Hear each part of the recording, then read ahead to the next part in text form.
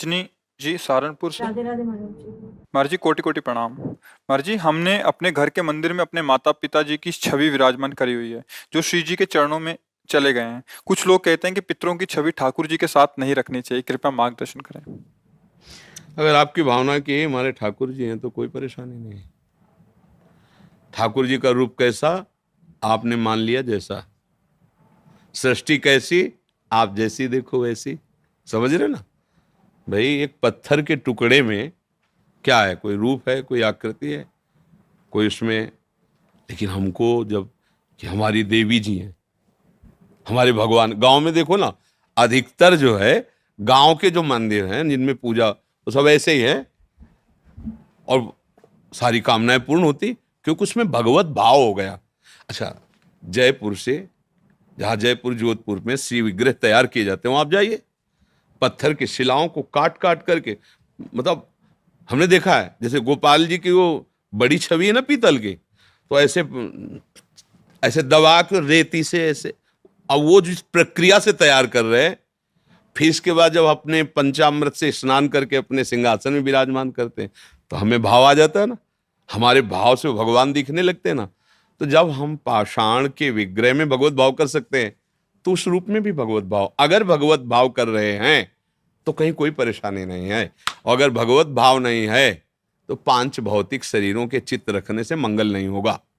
बात समझो, हमारी बात समझना। आंतरिक ये सब नाशवान शरीर है, भगवान का शरीर सच्चिदानंदमय है और उनका तो दर्शक है नहीं है। गुरु जी के। गुरु और भगवान में अंतर होता है क्या? हुआ ही पूछना।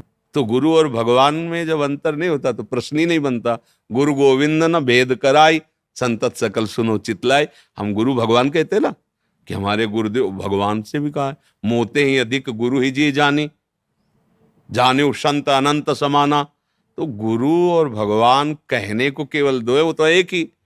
अगर हम किसी पांच भौतिक शरीर में केवल यही भाव रखते हैं कि ये हमारे माता पिता ही केवल हैं, तो भगवान के सिंहासन में ना रखो, कमरे में लगा लो, देखते रहो। और अगर ये है कि ये मंदिर है माता पिता का जो रूप, इसके अंदर भगवान बैठे हुए, तो वहीं भगवान का साक्षात्कार हो जाएगा। अलग से फोटो भगवान की विराजमान करो या ना करो, हमारी बात समझना।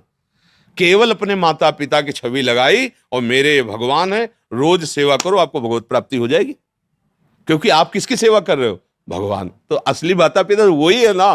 और अगर भगवान से हटकर भाव है तो फिर भगवान की विराजमान करो, उनको कमरे में विराजमान कर दो दर्शन करने के लिए कि भाई ये माता है, पिता है, चाचा है, ताऊ है, परिवार, वो बात अलग हो गई। और अगर सिंहासन में तो चाचा ताऊ नहीं बैठे, मेरे भगवान बैठे, मम्मी के रूप में, पापा के रूप में, वही थे वही बैठे, हो गया काम। बस उनको जोड़ो, उनमें थे, उनमें है, उनमें रहेंगे। भाव करना है, भाव कर लिया तो पाषाण से भगवान प्रकट हो गए, खंबे से भगवान प्रकट हो गए, कुत्ते से भगवान प्रकट हो गए, भूत से भगवान प्रकट हो गए। तो माता पिता के चित्र से काहे नहीं प्रकट हो जाएंगे? काहो सो कहा जहां प्रभु नहीं वहां है, प्रकट हो जाए। पर बात समझना, हमारी आंतरिक बात समझ पाए। किसका प्रश्न था, आप समझ पाए? बस ठीक।